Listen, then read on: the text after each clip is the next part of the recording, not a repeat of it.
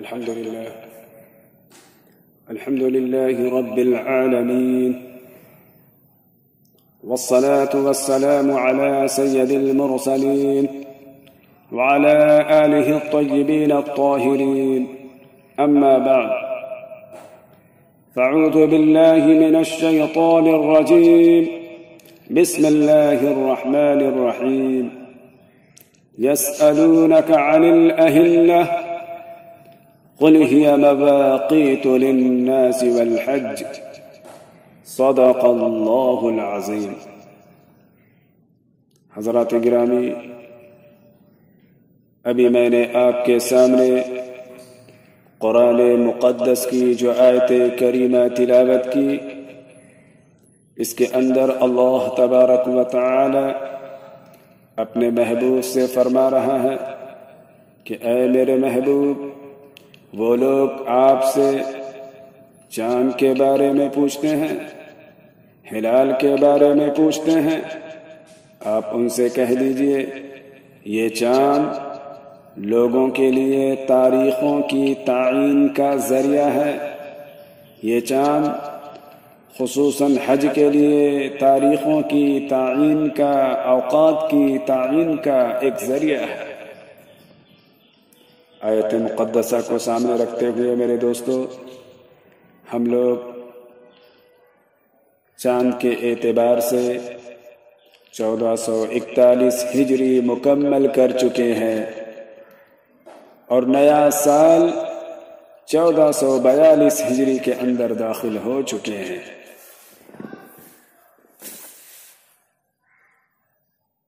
یہ اسلامی سال سچ مچ ہجرت مدینہ کی یادگار ہے جو ہجرت والے سال سے شروع ہوتی ہے. اس لیے ہم مسلمان ہجری سال کو اسلامی سال کہتے ہیں. حضرات گرامی، آپ بخوبی جانتے ہیں کہ ہماری اس دنیا کے اندر کئی طرح کے کیلنڈر چل رہے ہیں، لیکن ان میں سب سے زیادہ مشہور، سب سے زیادہ معروف، سب سے زیادہ فیمس ہجری اور عیسوی کیلنڈر ہے. The calendar of Hijri is Islamic calendar. ہجری کیلنڈر اسلام کے اعتبار سے ہوتا ہے. اور آپ یہ بھی جانتے ہیں کہ ہم مسلمانوں میں تاریخ لکھنے کا رواج قدیم زمانے سے چلتا آ رہا ہے، لیکن صحابہ کے زمانے میں، حضرت عمر بن خطاب رضی اللہ تعالی عنہ کے زمانے میں سال نہیں لکھا جاتا تھا، صرف مہینہ لکھ دیا جاتا تھا، جس سے سرکاری امور میں، سرکاری کاموں میں کافی دقتیں آ جاتی تھی، رکاوٹیں آ جاتی تھی، تکلیفیں آ جاتی تھی. ایک مرتبہ کا واقعہ ہے کہ امیر المؤمنین حضرت عمر بن خطاب رضی اللہ تعالی عنہ کے دور خلافت میں ایک دستاویز ان کے سامنے آیا جس کے اندر صرف شعبان لکھا ہوا تھا، سال نہیں لکھا ہوا تھا، سن نہیں لکھا ہوا تھا، جس سے یہ پتہ ہی نہیں چل رہا تھا کہ یہ دستاویز کس سال کے شعبان کا لکھا ہوا ہے. حضرت عمر بن خطاب رضی اللہ تعالی عنہ نے صحابہ کرام کو اکٹھا فرمایا اور ہر ایک سے مشورہ طلب کیا کہ اسلامی سال کب سے شروع کیا جائے، کیونکہ مہینے کے ساتھ ساتھ، تاریخ کے ساتھ ساتھ سال کا بھی لکھنا ضروری ہے. مختلف صحابہ کرام نے اپنی اپنی رائے پیش کی، کسی نے کچھ کہا، کسی نے کچھ کہا، کسی نے کچھ کہا، لیکن حضرت علی کرم اللہ وجہہ نے فرمایا امیر المؤمنین اسلامی سال ہجرت والے سال سے شروع ہونا چاہیے، کیونکہ یہ ایک ایسا واقعہ ہے جس میں ہمارے نبی حضرت محمد مصطفیٰ صلی اللہ علیہ وسلم بتوں کی زمین مکے کو چھوڑ کر مدینہ منورہ تشریف لے گئے. اس لیے ہجرت والے سال سے اسلامی سال شروع ہونا چاہیے.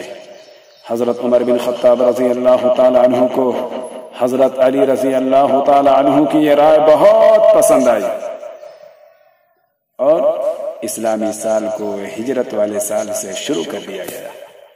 یہ ہے ہمارے اسلامی سال کے آغاز کا تاریخی پس منظر. لیکن ہمارے ذہنوں میں ایک سوال اٹھتا ہے کہ اسلامی سال کو ہجرت والے سال سے کیوں شروع کیا گیا؟ مقصد کیا تھا؟